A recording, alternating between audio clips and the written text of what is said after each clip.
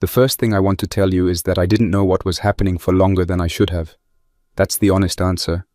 I had a car radio on day one, in the school car park, and the announcements coming through it were vague in the way that official announcements are vague when the people making them are trying to avoid causing panic. There was a health alert. People were advised to avoid the town center and main roads.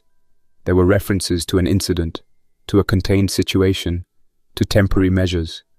I sat in the car park for about 40 minutes listening to it while my phone showed no signal, and the gates at the end of the school road stood open with no one going through them. I drove home. That took longer than usual because two of the main roads were blocked with stationary vehicles, and I had to use lanes I didn't know well, and I got turned around once near the industrial estate on the edge of town. When I finally got back to my flat, a first-floor place above a letting agency on a quiet residential street, I locked the door and tried to call my sister in Bristol. The call dropped every time. I tried my parents in Leeds. Same result. I tried my colleague from the history department who lived about 2 kilometers from me. It rang out. I made tea. That sounds like a joke, but I'm describing what I actually did. I made tea and sat at the kitchen table and told myself there was a rational explanation that I simply didn't have yet, and that the right thing to do was wait for more information before making any decision. That reasoning is not wrong in principle. The problem was that I kept applying it past the point where it was still reasonable. By late afternoon, the street outside my flat had changed. There were fewer vehicles. A couple of families from the houses opposite were loading things into their cars, methodically, quickly, without talking much, and then driving away without looking back.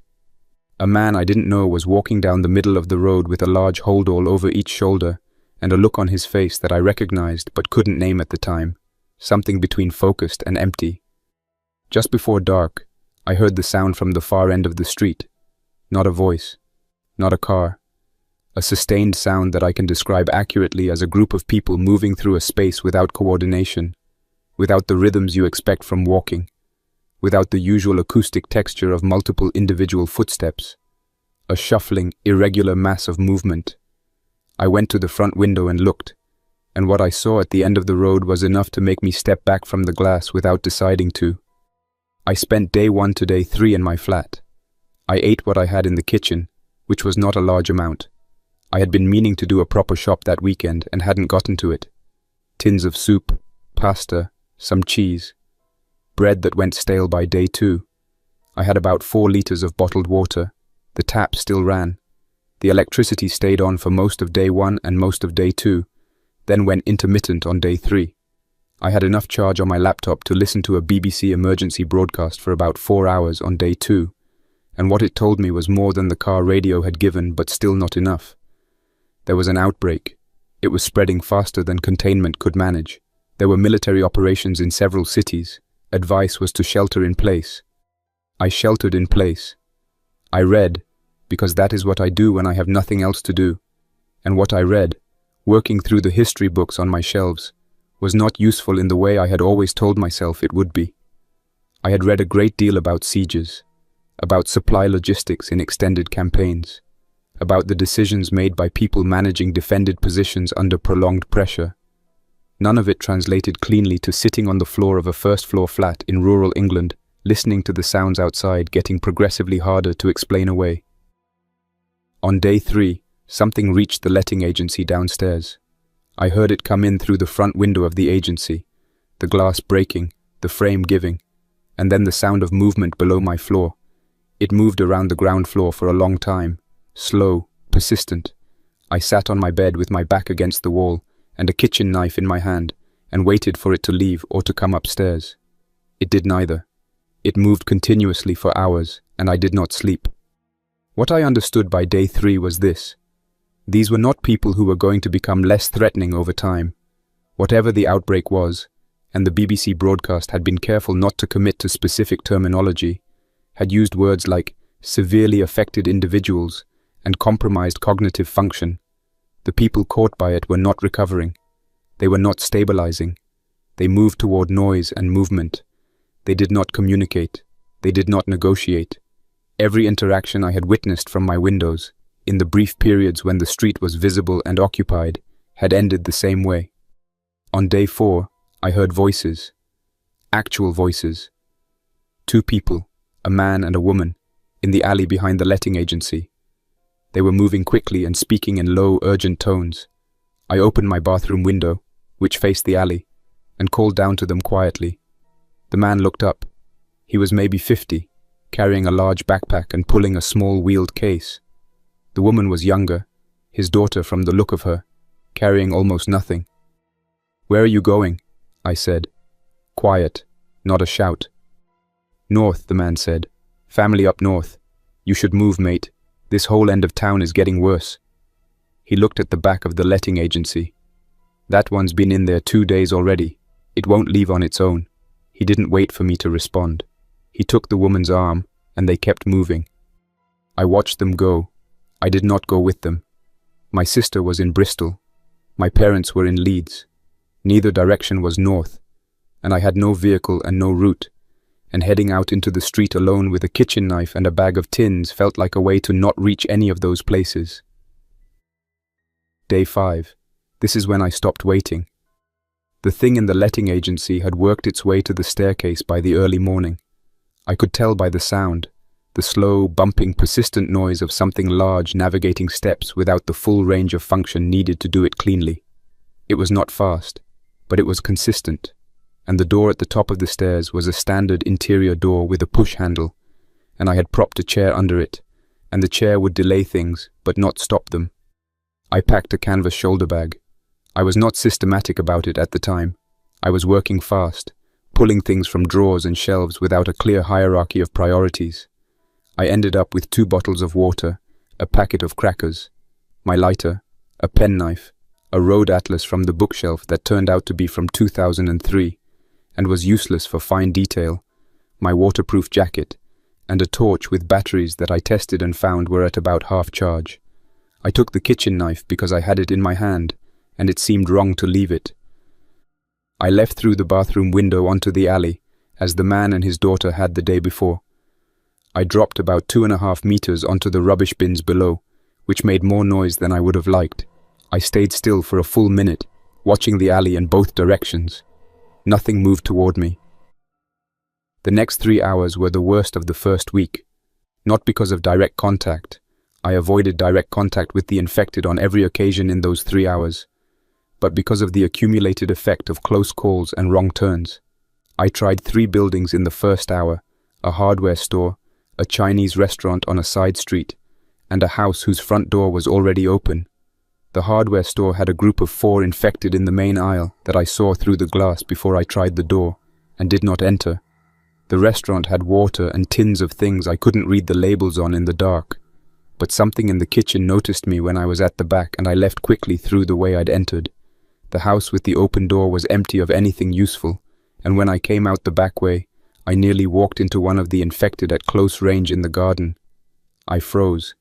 It moved past me toward the fence at the bottom of the garden, drawn by something beyond it, and I stood without moving until it was past and then walked away at a pace that I can only describe as controlled. I moved toward the town center from there, which was counterintuitive but deliberate. The man from day 4 had said the end of town where I lived was getting worse. The center would have more abandoned buildings, more places to check. I had read enough about the way towns work, in the context of historical sieges and urban operations, to know that market town centers tend to have more substantial structures than residential streets, older buildings with heavier construction. I found the van near the market square, white panel van, side doors open, engine cold. I knew the theory of hot wiring a vehicle. I had watched a video about it years before, the kind you watch once out of idle curiosity and tell yourself you'll remember. I got under the dashboard and pulled wires for about 15 minutes and learned that the theory and the practice were significantly different things. The horn blared once, one short burst. I stopped working and pressed myself to the floor of the cab. 2 of the infected came around the corner at the end of the road within about 30 seconds. I heard them before I saw them, that characteristic shuffling drag that I had been identifying by sound alone for 4 days now, the acoustic signature of movement that isn't quite walking. They came to the van. One of them hit the open side door as it moved past, and the door swung against the body of the van with a metallic clang, and the second one turned toward the sound. They stood near the van for about 4 minutes, moving slightly, reacting to small sounds. I did not breathe any louder than I could manage. Eventually they drifted away up the road. I gave it another 5 minutes. Then I got out of the van and walked away from it without looking back. I was not going to try hot wiring anything again. 30 meters further along the road behind the market square, I found the army surplus store. I found it from the back, not the front. The front had steel roller shutters, bolted from inside, and the front window behind them had already been broken. I could tell by the safety glass crumbled across the pavement, and by the slight distortion at the base of the shutter where something had been pushed against it at some point in the past 5 days. The break-in attempt had not succeeded against the shutters. I moved around the side of the building, down a narrow passage between the store and the building next to it. A letting agent closed, its window papered over from inside, and found the rear stockroom window. Small window, ground level. The lower pane already broken out, frame timber, old. The latch rusted through so the remaining upper section swung outward on its hinges when I touched it. I looked inside with the torch on its lowest useful setting. Dark, still, shelving units. I went through head first, the way you have to with a ground floor window that small. I cut my right palm on a fragment of glass I had not seen. It was embedded in the rubber of the lower frame, edge up, and I ran my hand across it as I pushed through.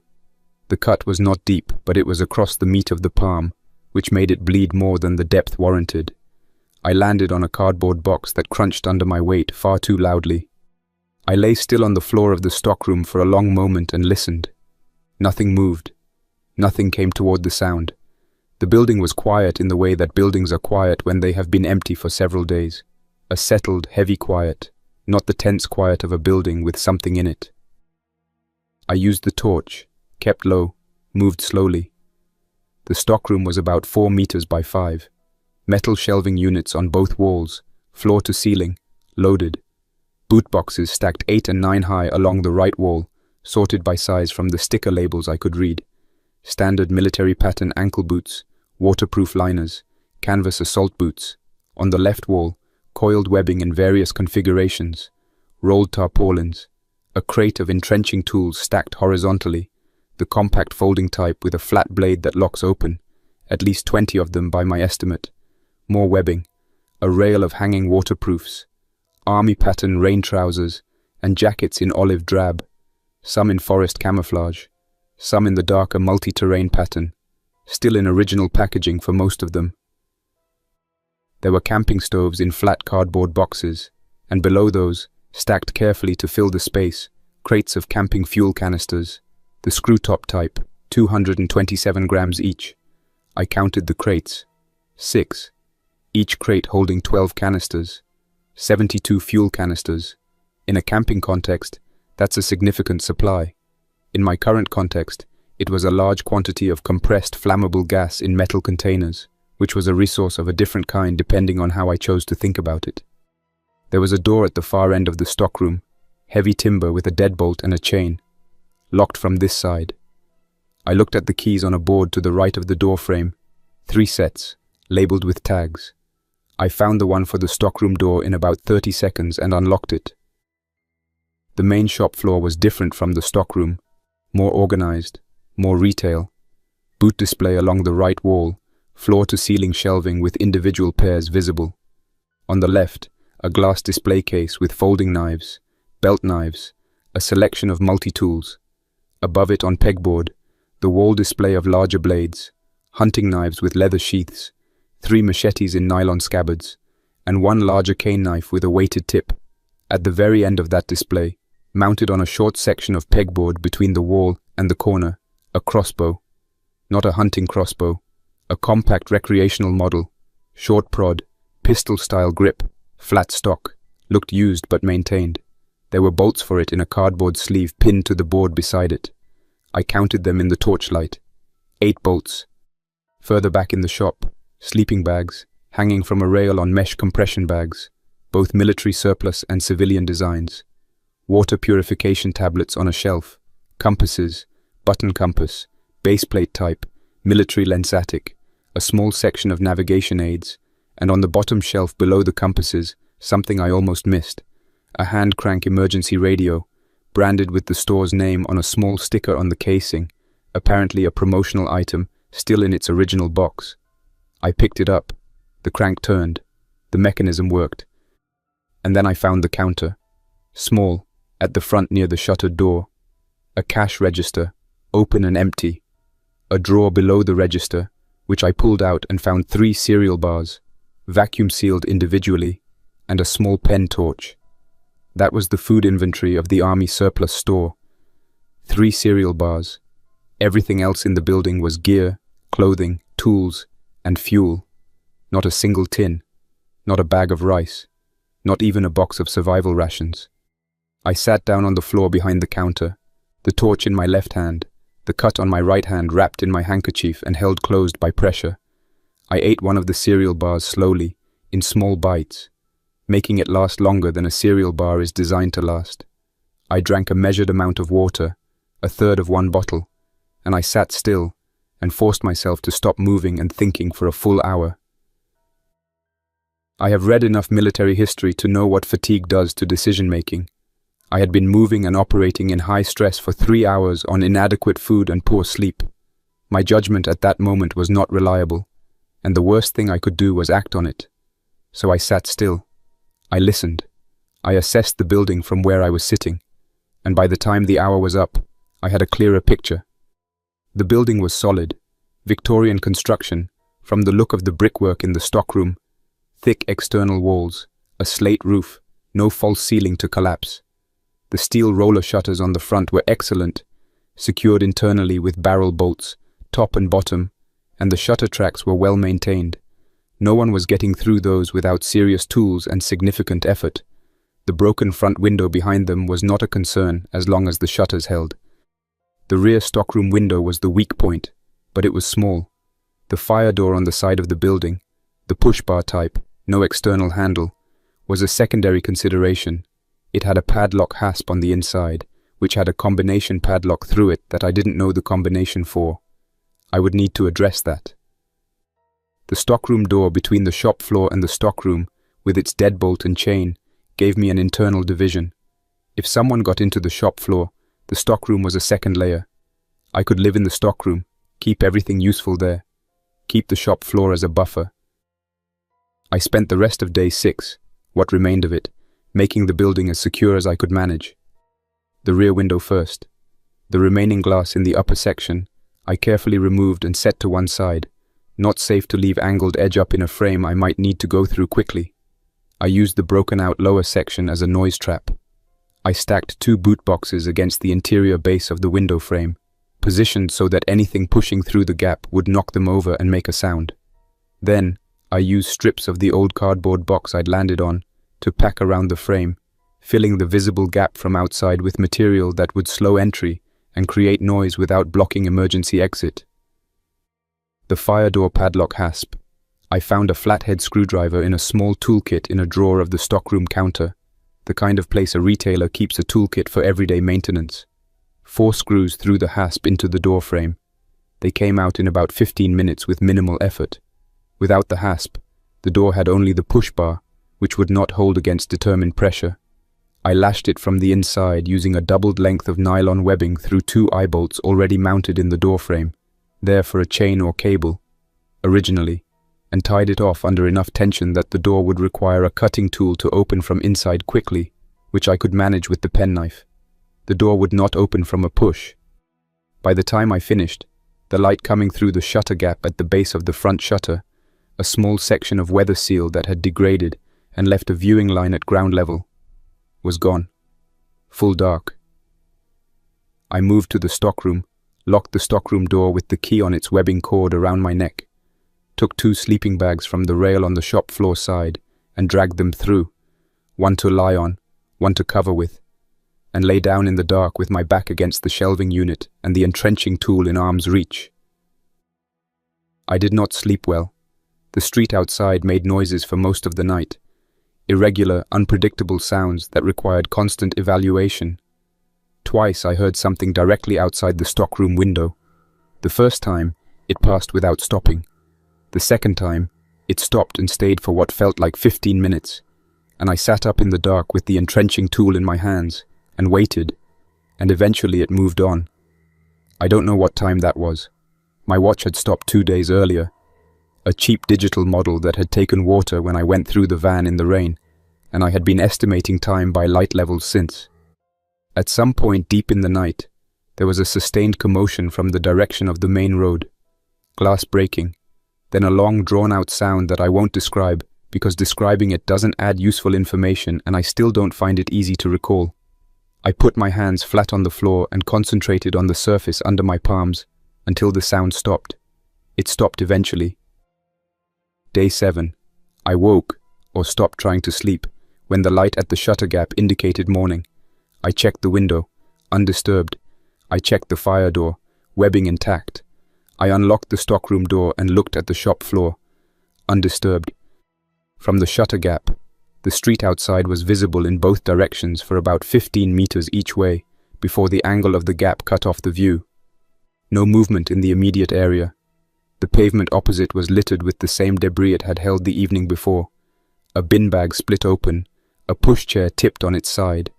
2 white carrier bags caught against the front of the closed newsagent 2 doors down. Directly opposite, a bakery. The shutter here was older and lighter than mine, horizontal slat type, the kind that pulls down on a ratchet mechanism rather than the box-top roller type. There was a visible gap at the bottom, maybe 30 centimeters, wide enough to get under with effort. A bakery would have flour, possibly tinned fillings, the kind used in pastries, sugar, possibly yeast. Nothing perishable that would still be safe 6 days in, but bulk dry goods that would last. To the right of the bakery, about 40 meters up the high street, a pharmacy. I had noted it on the way in, on day 5. The front window was broken and the display rack was visible from the road. Looters had been through it. The obvious things would be gone. But pharmacies hold a lot of stock that opportunistic looters on foot tend to skip.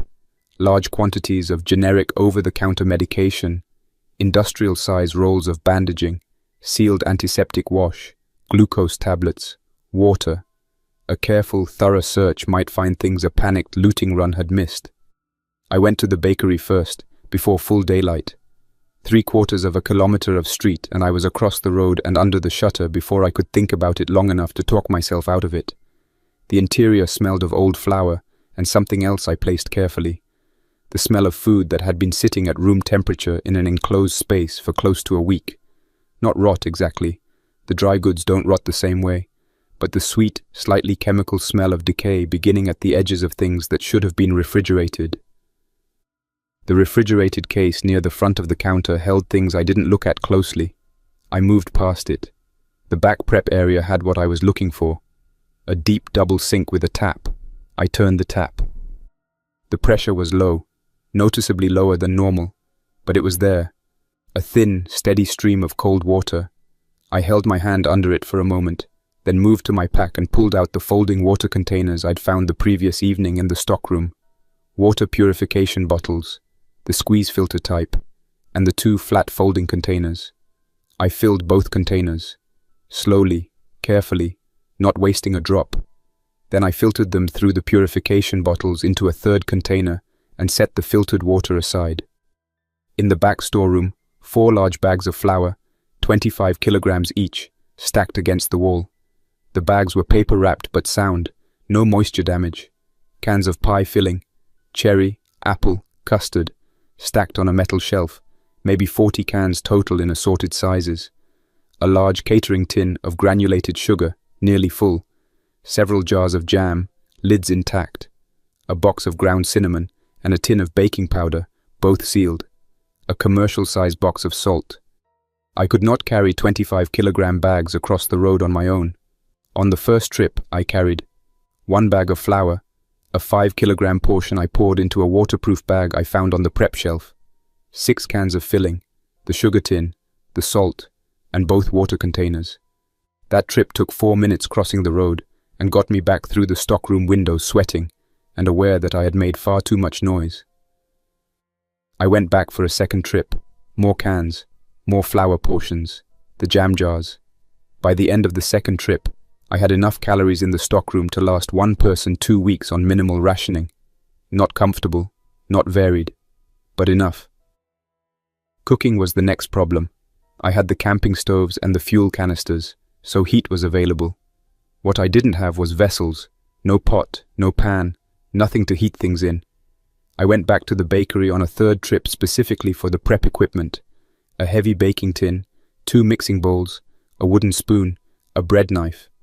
Also from behind the counter, a small first aid kit, basic commercial grade, with plasters, antiseptic wipes, and a bandage roll. That kit was not what I needed, but it was better than nothing. I tried flatbread on the camping stove that first evening. No yeast. I hadn't found any that looked reliable after 6 days, so just flour, water, a small amount of salt, mixed in the bowl with the wooden spoon until I had something that held its shape. The stove heated the baking tin. The flatbread cooked in patches, unevenly, took longer than I expected, and came out hard at the edges and soft in the middle. It was edible. I ate it with a tin of cherry filling directly from the can, and it was the most food I had consumed at one sitting in 3 days. I rationed from that point forward. 1 flatbread morning and evening, 1 tin of filling split between 2 meals, water measured by the half-liter. The tap at the bakery was still running on day 7.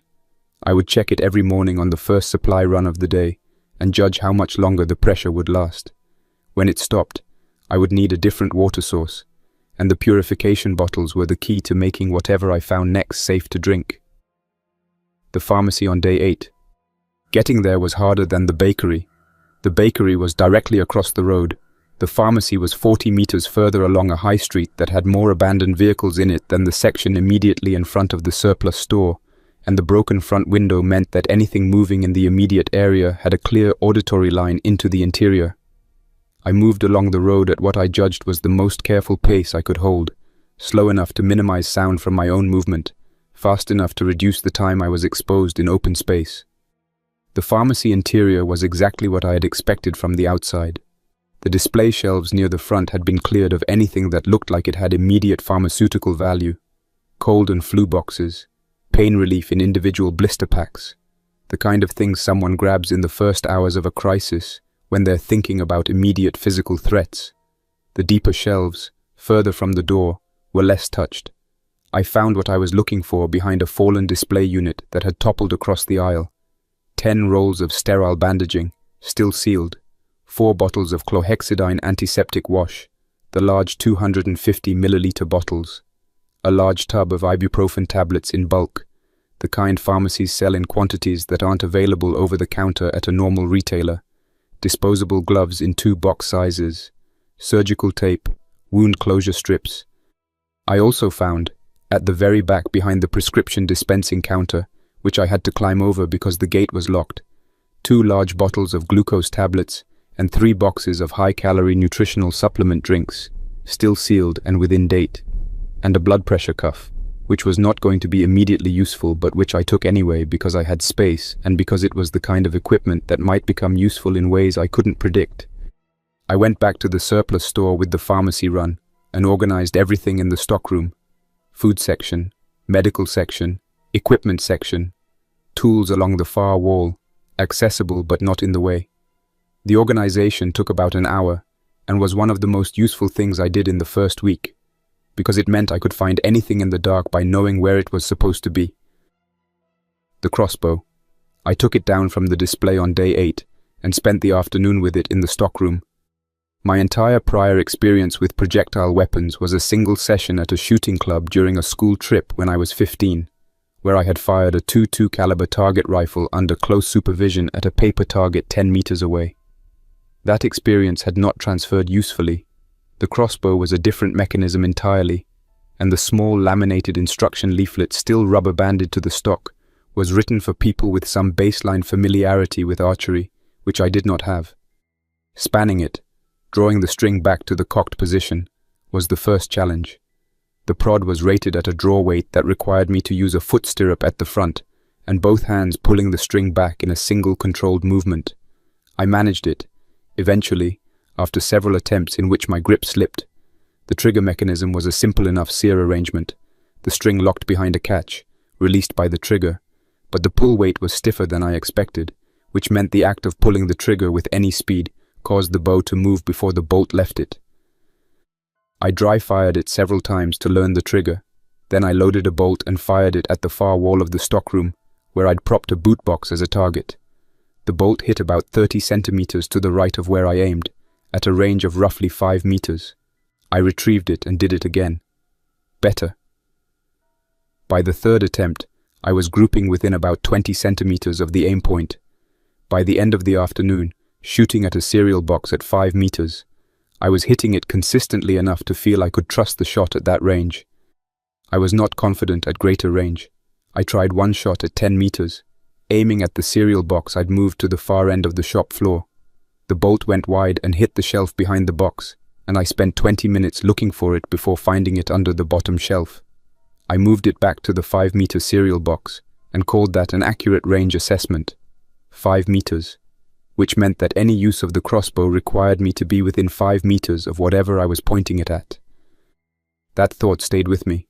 I had 8 bolts, 7 now, after the one I'd nearly lost under the shelf. The crossbow was a weapon of absolute last resort. At the range I could use it reliably, and each bolt was one-time use unless I could retrieve it, and in a situation requiring me to use it, retrieval might not be possible.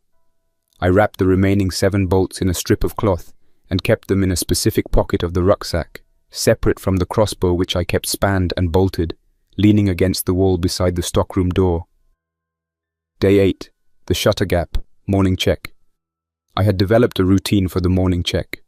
Flat on the floor in front of the shutters, pressing one eye to the gap at the bottom of the rubber weather seal, about a 3-centimeter opening, enough to see across the width of the road and about 15 meters in each direction.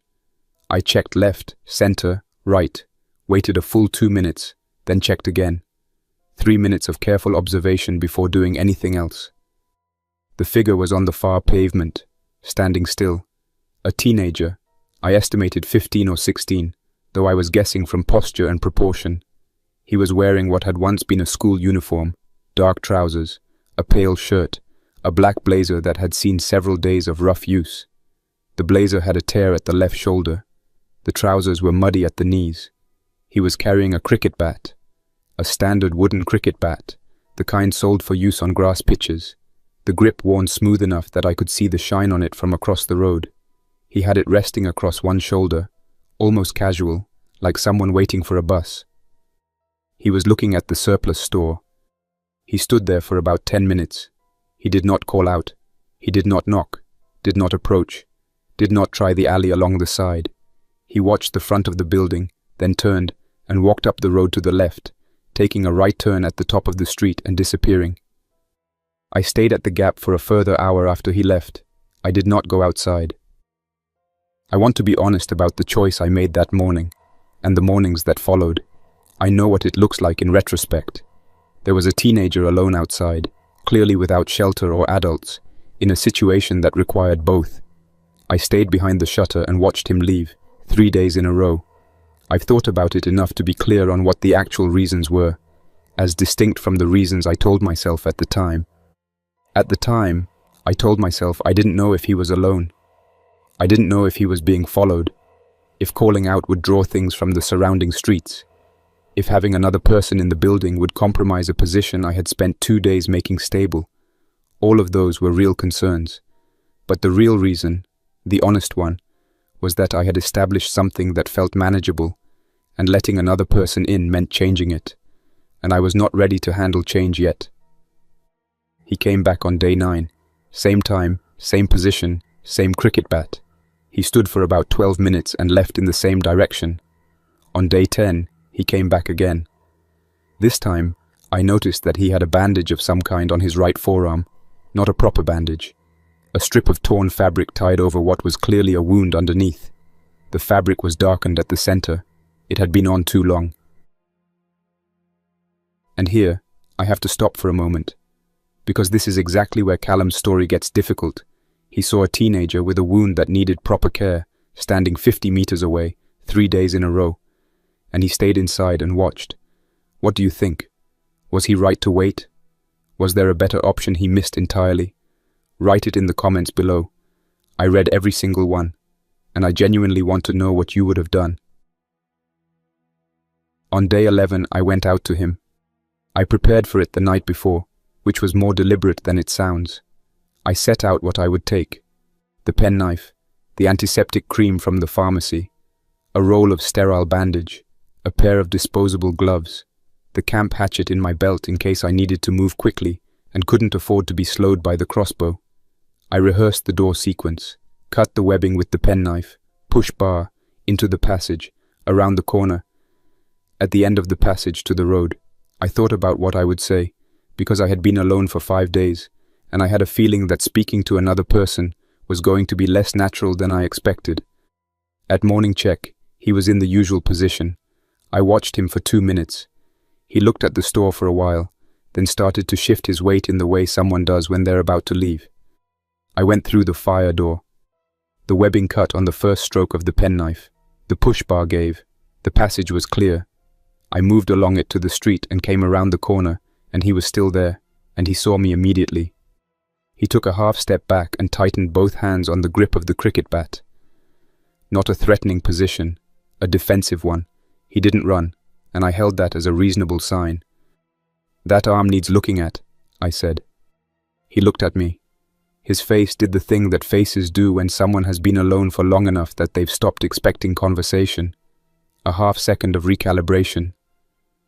"It's fine," he said. His voice was steady but a little rough, like someone who hadn't been using it. "It's not fine. The dressing is dirty and it's been on too long." I held up the antiseptic tube in my right hand and kept my left hand visible and empty. "I've got antiseptic wash and proper bandaging. Come inside." He looked at the front of the store, then at me, then at the tube in my hand. "Who else is in there?" "No one. I'm on my own." A pause. "How long have you been in there?" 6 days. Come inside. The arm first, then we can talk." He held his position for another 10 seconds. Then he walked across the road. His name was Owen. He was 15. He had been in Thorngate for a long weekend visit to his uncle when the outbreak started. The uncle lived 3 streets from the high street in a terrace house with a small garden. The uncle had been one of the early cases. Not the very first wave, but close to it. Owen described what happened with an economy of words that suggested he had already processed it as much as he was going to, and saw no value in detailed description. The uncle showed symptoms on day 1. By day 2 he was not the uncle anymore, in any sense that Owen could recognize. Owen had left the house through the back garden on the morning of day 2, with the cricket bat from the cupboard under the stairs, and he had not gone back. He had been managing since then by moving. Different buildings each night. A corner shop on day 3 had given him enough food to last a week. Pre-packaged sandwiches and crisps and drinks, consumed in a rough order of what was going to go off first. That supply ran out by day 8, which was when he had started watching the surplus store. He had identified it on day 6 as a building worth watching. He had not tried to get in, because the front shutters were clearly solid, and he couldn't find the rear approach on his own. The cut on his arm. Broken glass, from a window he'd gone through on day 6 in a hurry. He had tied the strip of fabric over it himself, and kept it there. The wound was about 5 centimeters long, not deep, but it had been sealed against an unclean cloth for 5 days, and the tissue around it was red and warm and slightly swollen at the edges. Early infection clearly, but not yet progressed to anything serious. I removed the fabric dressing, which took about 2 minutes because it had partially adhered. I cleaned the wound with chlorhexidine wash. He did not make a sound, just looked at the wall, and applied closure strips to hold the edges together, then covered it with a sterile gauze pad and taped it down properly. I told him to keep it dry and to show me if the redness spread beyond the current margin. He ate a flatbread and a tin of cherry filling while I made more, working at the stove in the stockroom. He ate without rushing, which told me he had been rationing himself instinctively, preserving the habit of measured eating even when running on a corner shop sandwich supply. He did not thank me, which I didn't expect and didn't need. He looked at the stock on the shelves while he ate. "Have you been across to the bakery?" he asked. "Several times. The tap's still running. Pressure is dropping." "There's a sports center on Merton Road," he said, "about 3 streets east. I went past it on day 5. They have one of those water cooler systems, the big blue bottles. There were several in a storeroom. I could see them through the side window." I hadn't known about that. Owen had been moving through the town in ways I hadn't thought to. building a mental map of resources from the outside rather than from a static observation point. That was going to be useful. I gave him a sleeping bag and the space behind the counter on the shop floor, better than the stockroom for sleeping, and the counter gave some visual cover from the shutter gap. I told him the routine. Whoever was awake kept ears toward the front and eyes toward the rear. Whoever was asleep stayed low and stayed quiet. He accepted this without argument. We did not discuss what came next, not that first night. In the morning, I woke to find he had already done the first observation from the shutter gap and was at the stockroom counter with the food inventory written out in 2 columns on the back of a receipt he'd found in the counter drawer. He had been rationing his own supplies for 11 days. He knew how to count food. At 2 people, at the current rate, we have 9 days of flour, he said. The cans are better. The cans we have are probably 3 weeks, if we don't change the ratio. But the flour will run before the cans. There's more flour at the bakery. I haven't brought all of it over. The tap was lower yesterday than the day before when I went across, he said. I checked it on a solo run last evening after you were asleep. He'd gone out alone, in the dark, to check the water situation, without waking me. I did not know how to feel about that. The initiative was sound, the information was accurate and important, and the solo movement in the dark without telling me was exactly the kind of unilateral decision that could get someone lost without anyone knowing they were gone. I filed all of that and kept the conversation on the information. We have maybe 3 days of bakery tap left, then we use the purification bottles on standing water. The sports center water cooler bottles are sealed. That's a priority run. Yes, he said, and that was the end of the planning conversation for that morning. Day 13, the hand crank emergency radio. I had tried it several times since day 6 and found nothing beyond static on most frequencies and a BBC emergency bulletin on one frequency that had gone silent on day 9. On day 13, turning through the frequencies slowly after Owen had gone to sleep, I found a recorded message. It was a civil emergency broadcast, a flat, recorded voice, the kind used for public information announcements, reading the same text on a loop. I had the radio pressed close to my ear with the volume low, and I listened to it twice before I let myself start writing things down. There was a designated civilian safe point at a community sports center in a larger town, approximately 20 kilometers east of Thorngate. The sports center was described as a consolidated safe area with medical facilities, military presence, and food and water supply. The message included a road name and a landmark reference. It stated that the message had last been updated 5 days ago, which meant it was accurate as of day 8, or had been recorded to claim accuracy as of day 8, which was a distinction I had no way to resolve. I kept listening for another 20 minutes. The message repeated on the same loop. No variation, no more recent update, just the same recorded text cycling through at intervals of about 8 minutes. I woke Owen carefully. He listened to it, pressed next to me with his ear angled toward the speaker, his face neutral. 5 days old, he said, when the second repeat had finished. Yes, that's the problem. We don't know if it's still operational. 20 kilometers, he said. On foot? On foot, yes. Or by bicycle. There's a bike shop 2 streets over, you mentioned it. I did. He thought for a moment. That's a 4-hour walk on good roads, an hour and a half on a working bicycle on these roads, with loads, maybe 2 hours. Yes, it's a real option. Not tonight.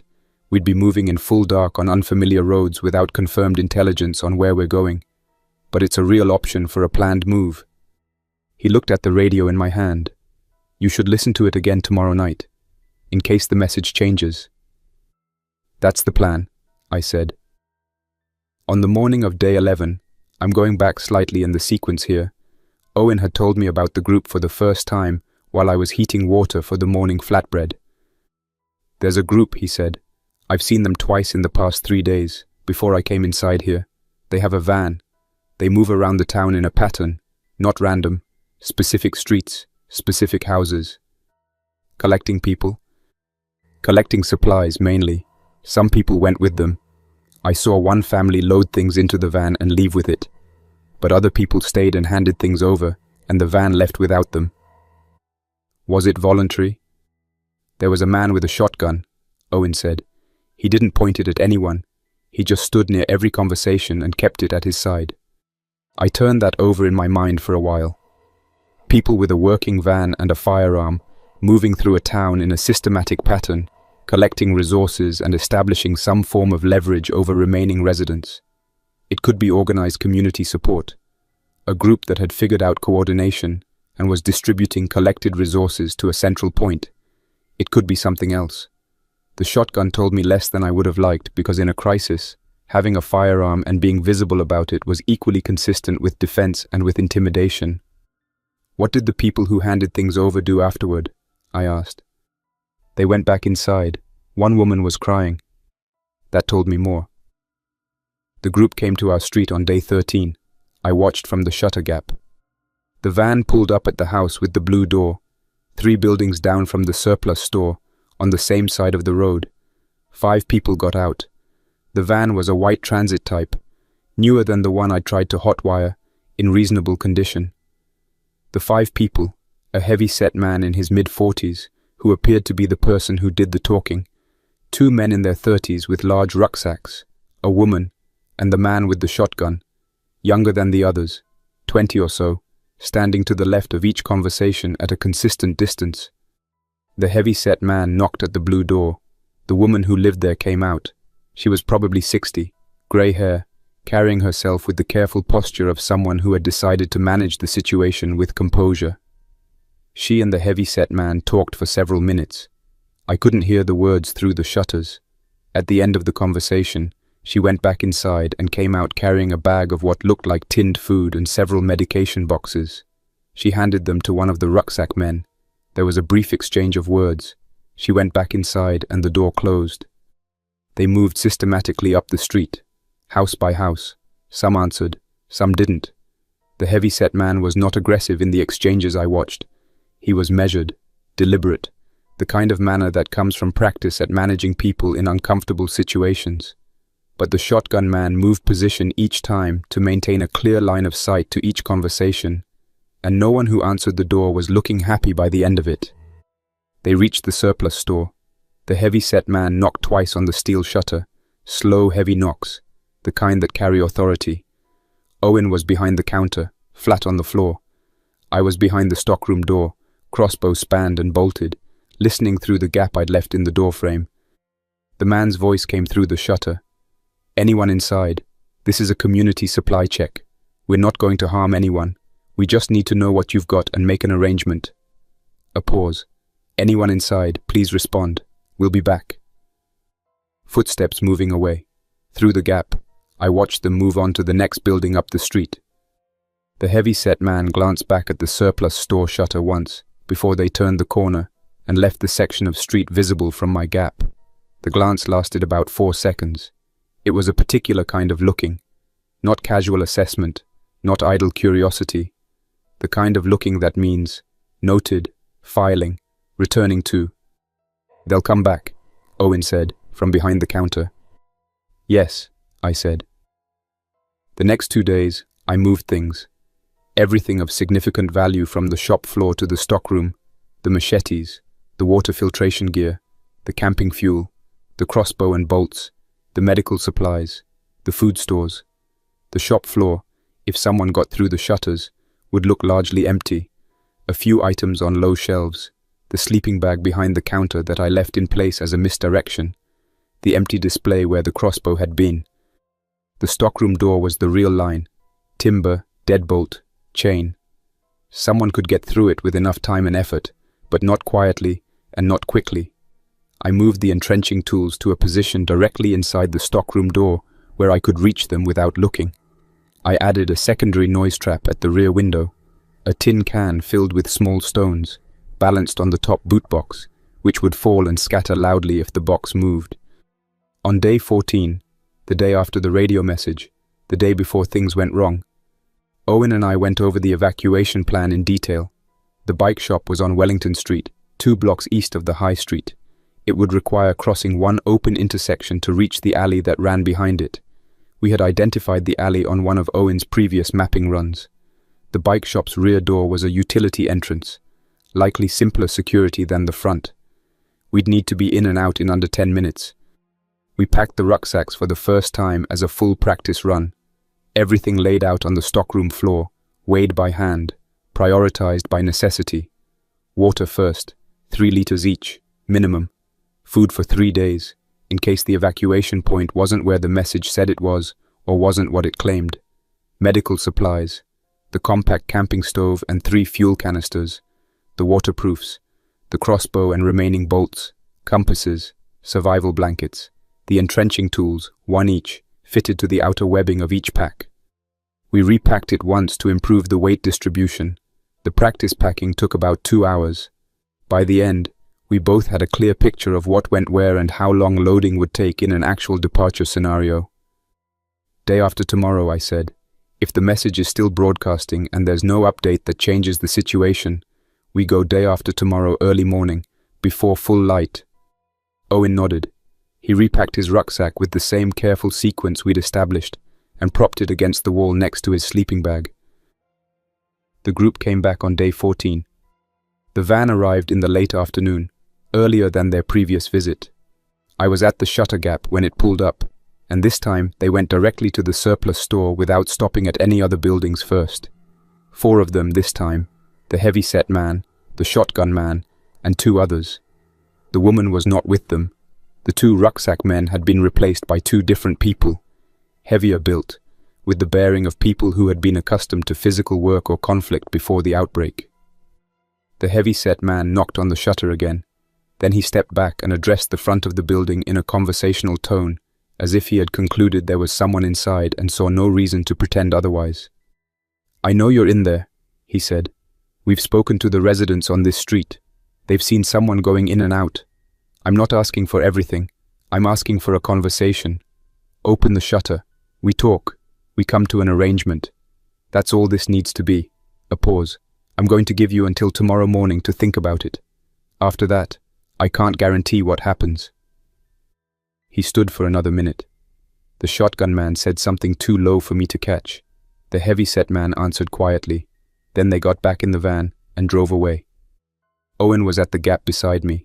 His face did not change. "Tomorrow morning," I said quietly, meaning the departure. We were moving the timeline forward. "We should check the bike shop tonight," Owen said, "so we know exactly what we're working with. Tonight is too soon. The van just left. They might have left someone watching." 2 hours after dark, he said.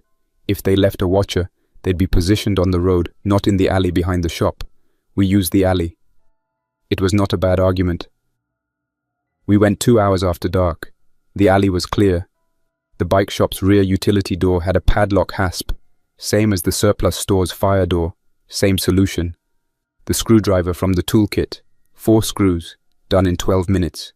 Inside, a floor-to-ceiling stock of bicycles, accessories, spares. We checked 4 of the mountain bikes with the pen torch, and Owen selected 2, tested the brakes and gears on each, checked the tires for pressure, confirmed both were ride-ready. We also took 2 frame-mounted water bottle cages, 2 bike computers we could use as odometers, and a set of lights, front and rear, battery-powered, which we tested and found to have near full charge.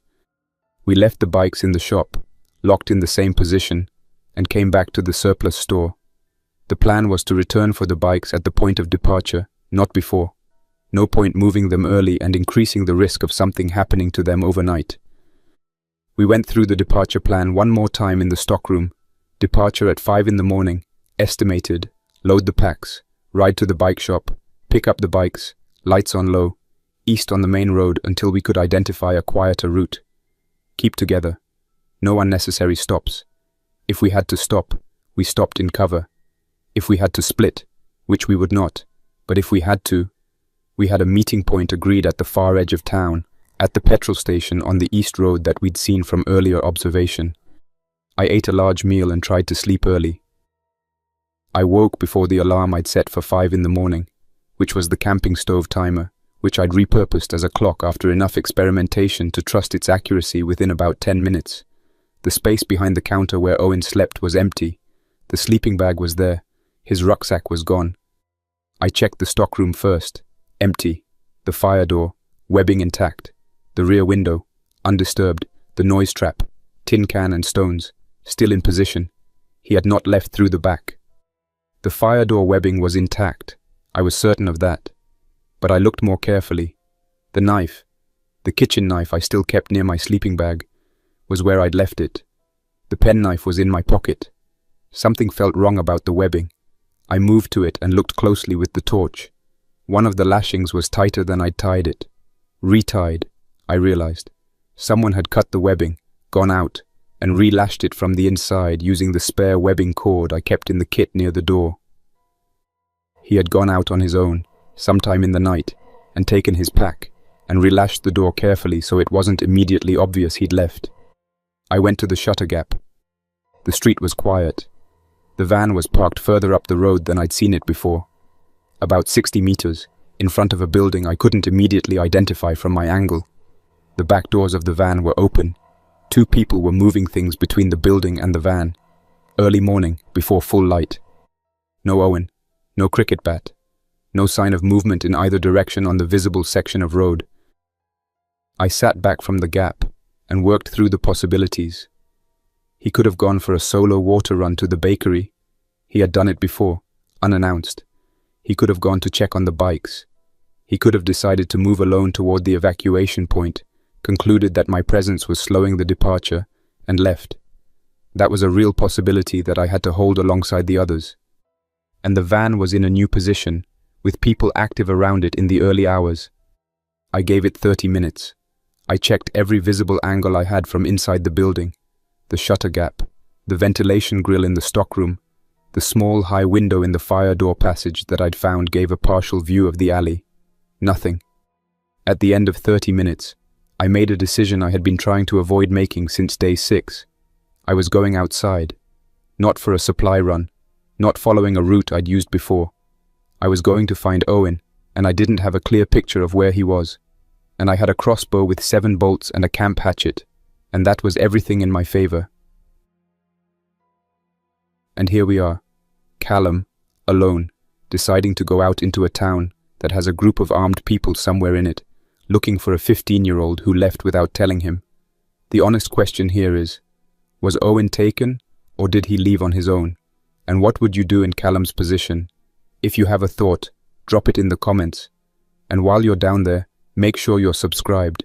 We're coming up to the part of this account that gets harder to read. I put on the waterproof jacket.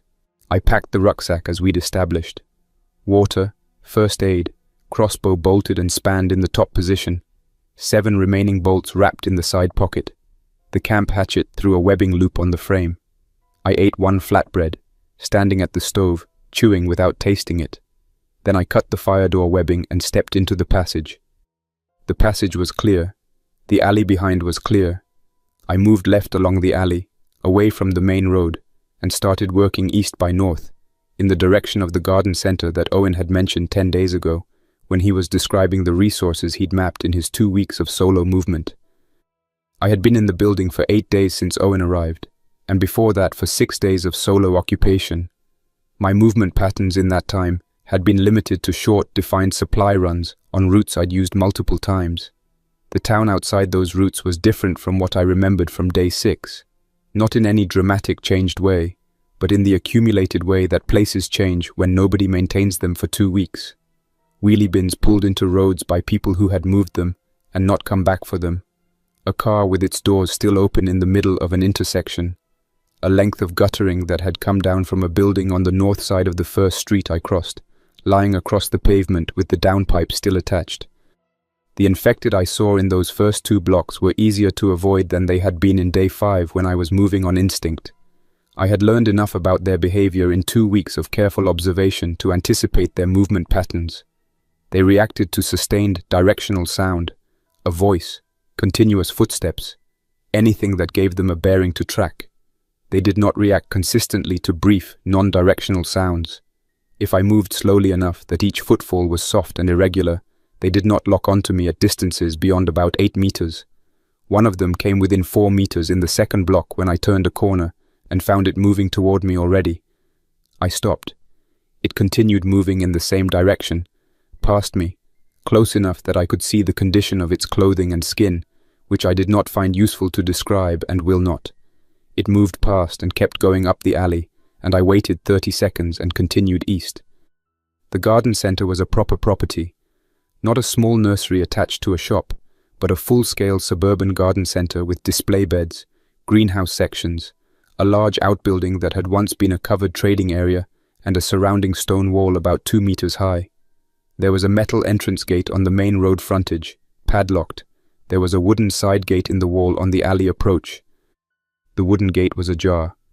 I stood in the alley at the gate and listened for a full minute before touching it. Voices inside. Male, at least 2. The kind of low, practical tone of people working rather than talking. The sound of things being moved, shifted, sorted. The occasional sound of the van door. I looked through the gap. The garden center yard, about 30 meters across, with display beds now cleared and empty. Cleared deliberately, I realized, not just neglected. The heavy-set man's group had been using this as a base for more than a few days. The beds had been cleared to create open space. Against the outbuilding wall, a row of containers and crates and bags, the collected supplies from the town's streets, organized into what looked like a deliberate inventory. The outbuilding at the far end. Long, low, corrugated metal roof, wide double doors open. The van parked in front of it, rear-facing. 3 people visible in the yard. Not the heavy-set man, not the shotgun man. 3 others I hadn't seen before, moving things between the van and the supply wall.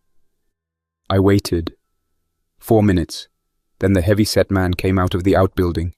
He walked to the supply wall, looked at it, picked up a bag, moved it 3 meters to the right, set it down.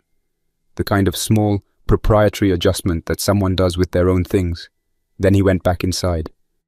2 minutes later, a figure appeared in the outbuilding doorway, smaller than the others, standing in a way I recognized, the way you stand when you've been told to stay in a specific spot, and you're doing it because the alternative is worse, not because you've chosen to. Owen. His rucksack was not visible. The cricket bat was not visible. He was standing in the doorway with his arms at his sides, looking at the yard, not looking toward the gate where I was. I pulled back from the gate and looked at the wall to the right of it. The greenhouse sections ran along the inside of the right wall for about 20 meters. At the far end of the greenhouse run, where the glass met the end wall, there was a gap, a single pane missing from the frame at the bottom, the kind of gap left when a panel is removed for ventilation in warm weather, low to the ground, possible to get through at a crouch. I moved along the outside of the wall to that point, checking the alley in both directions first. Clear. I went through the gap into the greenhouse section and crouched inside. The smell inside the greenhouse was bad. Not the smell of plant material. The plants in the beds had been dead for days in the enclosed heat, stems brown, leaves collapsed. Something else. Something that had been in the space for several days without ventilation. I moved along the left wall without looking closely at the far end of the central growing bed.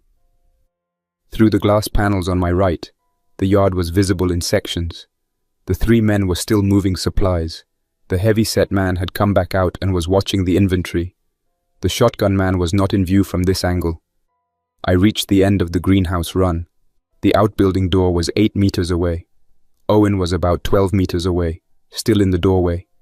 The heavy-set man and the 2 workers were 15 meters away on the supply wall side, facing away from me. The shotgun man, unknown position. I waited. 3 minutes. Then a voice from inside the outbuilding, male, younger than the heavy-set man, called out something I couldn't catch. The heavy-set man answered briefly. The voice inside called again. The heavy-set man said something to the 2 workers, and they moved toward the outbuilding, going inside through the double doors. The heavy-set man stayed at the supply wall alone, back to me, looking at his inventory. That was the window. I came out of the greenhouse at a low, fast walk, not a run, because running creates a noise pattern that carries, and crossed to the outbuilding door in a direct line. Owen saw me at about 10 meters. His face changed, then settled again immediately. He did not call out, did not gesture, did not move until I was through the door and next to him. Inside the outbuilding was dim, lit from the double doors and 2 small high windows. A generator at the back, not running. Shelves with more collected supplies. a camping table with papers on it. The shotgun man, at the back left of the space near the generator, crouching with his back to the door, doing something with a fuel line. I took Owen's arm and moved towards the door. He matched my pace without any hesitation at all. We were through the door and into the yard before the shotgun man had straightened up. I heard the sound of the generator work stopping, the small metallic sound of a tool being set down, but we were already across the yard in a diagonal line toward the gate. The heavy-set man saw us from the supply wall. He was 15 meters away, and he was looking at us directly when I came out of the outbuilding with Owen. He moved, fast, for a large man, moving with the decisive speed of someone who had been in physical confrontations before and knew how to commit to them. He covered 5 meters before I got the crossbow up. He stopped. He was 10 meters away, and he looked at the crossbow. Then he looked at me. He assessed.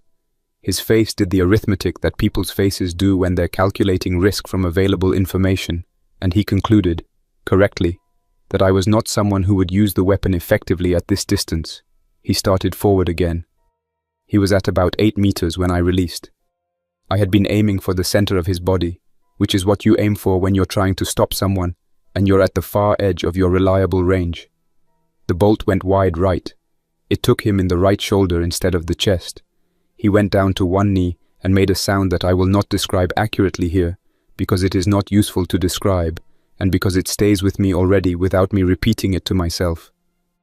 He was not down permanently. He was on one knee, not two, but he was not pursuing us. Owen was already at the gate. I ran. We were through the gate and into the alley while the outbuilding was still processing the situation. I heard multiple voices, heard the shotgun man's footsteps, heard the gate swing behind us, and then the sounds of the yard becoming different. Then, glass, a great deal of it, all at once. The greenhouse section on the far side of the garden center wall, the section I had not used, on the left side of the yard as viewed from the gate. I heard the panes go in a cascading series, not an explosion but a rapid sequential failure, one pane giving way, and the weight and pressure redistributing to the next, and the next. Then the sounds from inside the yard changed from shouting to something else. The infected had been there, gathered at the far greenhouse wall, attracted by the sustained activity in the yard, pressing at the glass.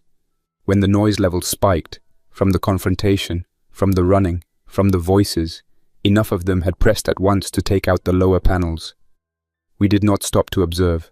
Owen was running with a controlled economy of pace that told me he knew the difference between running until you couldn't and running at a rate you could maintain. I matched it. We took 2 full blocks out of the way, east, then south, then west in a large loop, before coming back toward the surplus store. No direct route, no shortcuts. If anything had followed us from the garden center alley, the loop would show it at a safe distance before we led it to the store.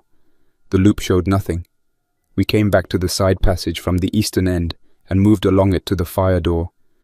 Inside, fire door relashed. Owen sat on a boot box and put both hands on his knees and breathed steadily for about a minute. "Are you injured?" I asked. "No." He looked up. "They came for me when I went out to check the bikes. I went earlier than we planned. I woke up at 4 and decided to go early to save time this morning. They had someone watching the alley. I didn't see him until I was already in the open." He paused. "I tried to run, but he had the shotgun aimed before I was 10 meters. I stopped." "Did they know about the store? That you came from here?" "They knew someone was in it. They wanted me to tell them what was inside. I told them it was empty. They didn't believe me." He looked at the entrenching tool resting against the wall. "They weren't going to do anything to me yet. They were using me as leverage to get whoever was in the store to come out and talk." He looked at me. "That was the plan."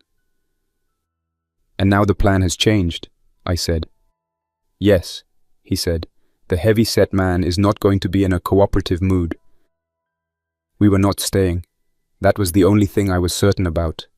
Whatever the heavy-set man's previous approach had been, systematic, relatively controlled, leveraging social pressure rather than direct force, I had changed the calculation by putting a bolt in his shoulder and taking away his leverage. The controlled approach was over. The next time the group came to the surplus store, they would not be knocking on the shutter. "We go tonight," I said.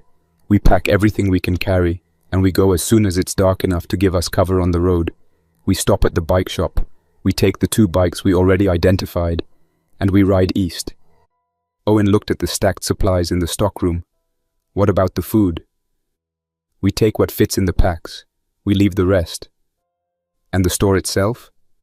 I had been thinking about that since the garden center gate. The answer was not comfortable, and I had not been avoiding it exactly. I had been getting to it at the right pace. The store doesn't stay intact, I said. If it stays intact, the group finds it and has everything in it. The fuel canisters, the tools, the remaining food, the medical supplies. That makes them harder to manage for anyone else in this town who's still surviving. The store goes. Owen absorbed this without visible reaction. The fire from the fuel canisters will draw the infected from the surrounding streets toward this position.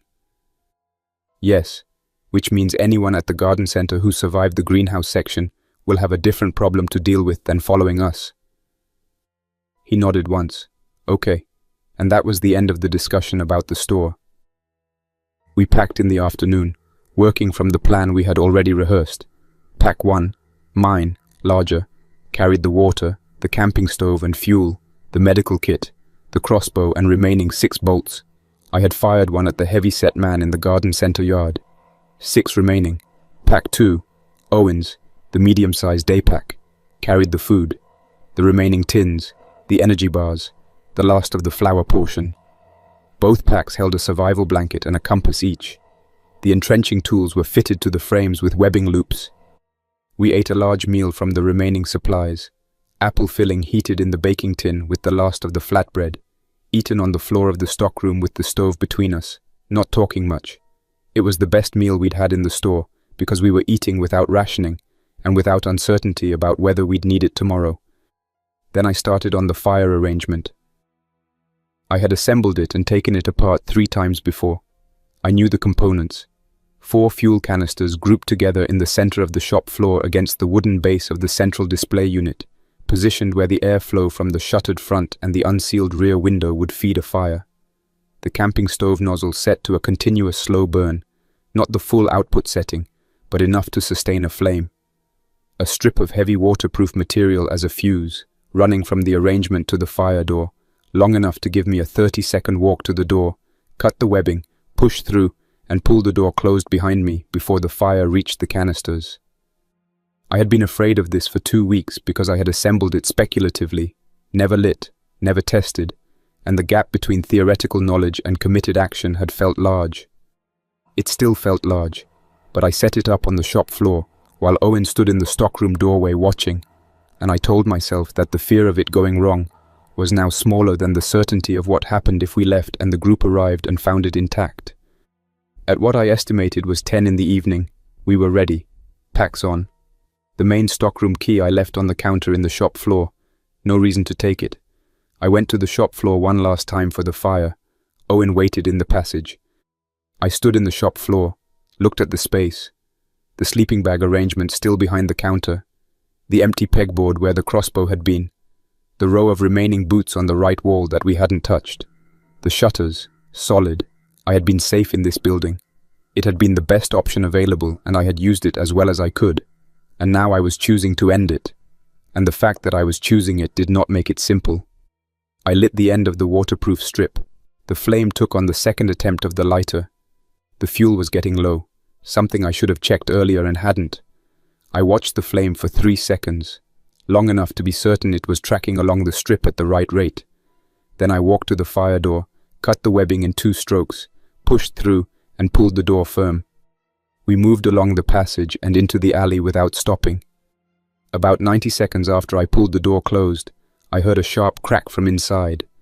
The sound of a fuel canister going, not an explosion exactly, but a rapid pressure release that expanded into the enclosed fire, and felt heat radiating through the door and the brick wall. Then the sustained sound of a fire in a building that has enough material to sustain it. The bike shop. 2 streets over, the alley approach, the rear door already unhasped from our previous visit. We were inside in under 3 minutes. The 2 bikes were where we'd left them. Owen checked both over in the torchlight, 60 seconds each, brakes, tires, gears, and pronounced them good. We fitted the water bottle cages, loaded the bottles, and attached the lights to the frames. Through the bike shop's front window, we could see the glow. Not from the side of the building, we couldn't see that direction, but from the sky above the roof lines, a low orange tint that shifted and deepened as the fire found its way through the structure. The surplus store was a Victorian brick building, and it would burn slowly, but it would burn. The steel shutters would contain the interior fire for a time, but would eventually fail at the lower bolts as the timber floor gave way. I could hear movement from the direction of the high street. The infected from the surrounding blocks were responding to the fire, not quickly, but consistently. They tracked light and heat and the sustained sound of a burning building the same way they tracked other sustained stimuli. The streets in the direction of the fire were becoming active. "Now," I said. We walked the bikes through the bike shop, out the front door, which I had unlocked from inside, the standard key-turn deadbolt, and mounted them on the road outside. Lights on low. Owen went first, setting a pace that was fast enough to cover ground and careful enough to see the road surface. I followed one bike length behind. The first 2 kilometers through Thorngate were difficult in a way I had not fully anticipated, not because of direct contact. We had two, but because of the road conditions. The high street itself we avoided entirely, using the parallel road 1 block north. That road had more abandoned vehicles than I had expected, positioned at angles that required either dismounting and walking around, or threading through gaps at walking pace. We dismounted 3 times. The 2 contacts. The first was a single infected in a side alley off the road we were using, at about 700 meters. It was moving away from us, toward the fire glow, and we slowed, and watched it go, and it did not turn. The second was at the edge of town, where a group of 3 were moving along the road ahead of us, also toward the fire, also not toward us. We stopped at an intersection, and waited for them to clear the road ahead before moving. The fire behind us served as a direction indicator for the infected in the immediate area. They were not interested in us. For the first time in 2 weeks, I was less visible than something else in my environment, and the realization of that was steadying in a way I didn't expect. Beyond the town boundary, the road opened. Single lane, rural, no streetlights. The overhead lights had been dark since day 4, but the sky had enough light from the moon and the reflected glow of the fire behind us to make the road surface readable. We rode at a steady 15 kilometers per hour by Owen's estimate, faster downhill, slower on the first long climb that started about 4 kilometers out of town. My legs were not in good condition for this.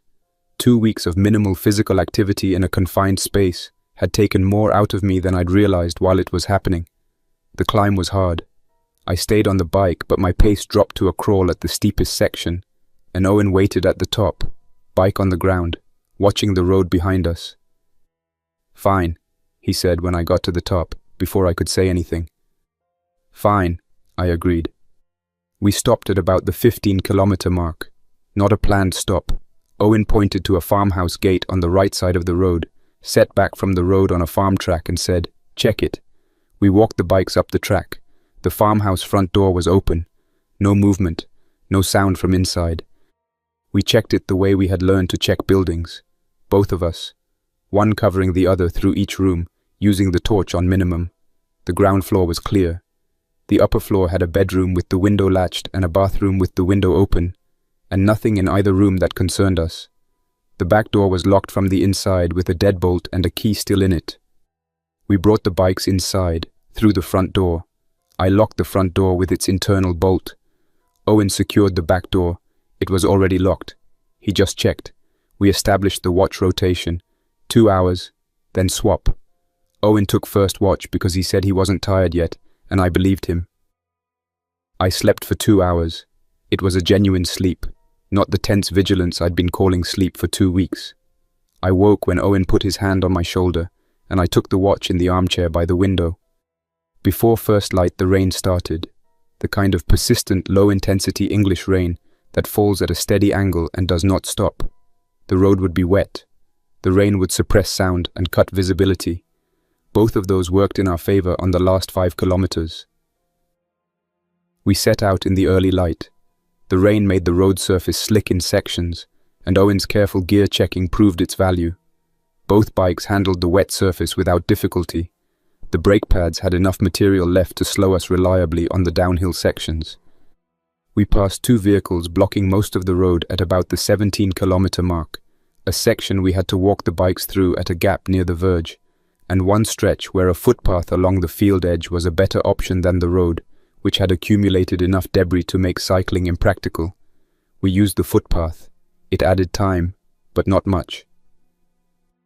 At the 19-kilometer mark by Owen's bike computer, we came around a long right-hand bend and saw the sports center. It was there. It was real. It was operational. A perimeter of portable vehicle barriers, the heavy orange and white bollard type used for road management, on the approach road. Behind them, a line of people in high-visibility jackets and standard-issue waterproof coats, the kind that suggests some form of official structure behind them. Behind those people, activity, vehicles, fires in metal bins, people moving with purpose rather than desperation. One of the army lorries was parked near the main building, a police van marked at the far end of the car park. I stopped the bike about 50 meters from the barrier line. Owen stopped beside me. We both looked at it for a moment without moving. A man in a high-visibility jacket was walking toward us from the barrier. He moved with the straightforward pace of someone doing their job, not the urgent pace of a threat response. "Who else with you?" he said, when he was close enough. "Two, just us." "Any injuries? Any contact with infected in the past 48 hours?" "No contact. He has a healing wound on his arm, a cut from broken glass, about 9 days old, treated and clean." The man looked at Owen. "How's it feeling?" "Fine," Owen said. "Okay, bikes stay at the entry point. We'll log them. You'll go through an assessment before entry, standard questions. Takes about 10 minutes. Food and water on the left side of the main building, medical on the right. We have a registration desk for names and contacts. Family tracing started yesterday." He lifted the bollard section to let us through. "Come on." We walked through. That's where this account ends. Not with clarity about the larger situation. I didn't have any. Not with news of my family, because the family tracing desk at the sports center had received no information about anyone under the name Reed in Bristol or Leeds, and the registration was only a day old. Not with a resolution to what had happened at the garden center, because I had no information about who had come out of that situation. What I have instead is the account itself, and a few observations that are worth making before I close it, because they are not obvious and they are the things I wish someone had told me before day one.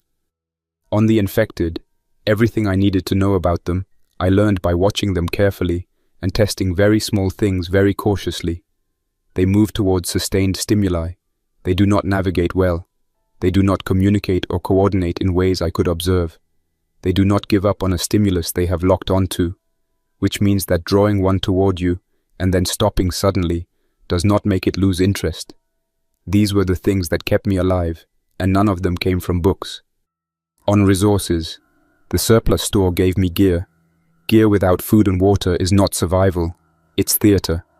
The gear was useful exactly in proportion to how clearly I understood what I actually needed it for, which took several days to establish. The entrenching tool I never used as a weapon. I used it to prop open a fire door on day 10. The crossbow I used once in 2 weeks, at a range I hadn't tested, against a target I didn't fully commit to. The water purification bottles kept us both alive. On making decisions alone, everything I did alone in the first 9 days, I did slowly, with bad information, and with the kind of confidence that comes from not having anyone to check your thinking against. Owen's 3-day food and water audit was more accurate than anything I had produced in 6 days of solo management. His observation that the bakery tap pressure was dropping, something I had not tracked with enough precision, was the piece of information that moved the evacuation timeline from theoretical to necessary. I was not better at this on my own. On the crossbow bolt in the wide man's shoulder, I have thought about that act more than any other single moment in those 2 weeks. I do not regret it because there was not an alternative that secured Owen's release safely. I do regret that I was aiming for a different target, and that the outcome was determined more by the limits of my accuracy than by any deliberate choice. That distinction sits with me. On burning the store, the correct decision, operationally. hard to stand by on a personal level, because the building had been a real refuge during a period when I had nothing else. I keep coming back to the moment I stood in the shop floor looking at the sleeping bag behind the counter, and the empty pegboard, and the row of boots we hadn't touched. It doesn't get easier to recall. I don't think it should. The last observation. I went into the sports center carrying the same beliefs about myself that I had started with. That I was organized. That I was capable of managing a difficult situation, because I had read about difficult situations. What I came out with, after 17 days of direct evidence, was a much more accurate picture of what I was actually capable of, and what I was not. I was not capable of hot-wiring a van, trusting instinct under immediate pressure, or shooting accurately at 7 meters under stress.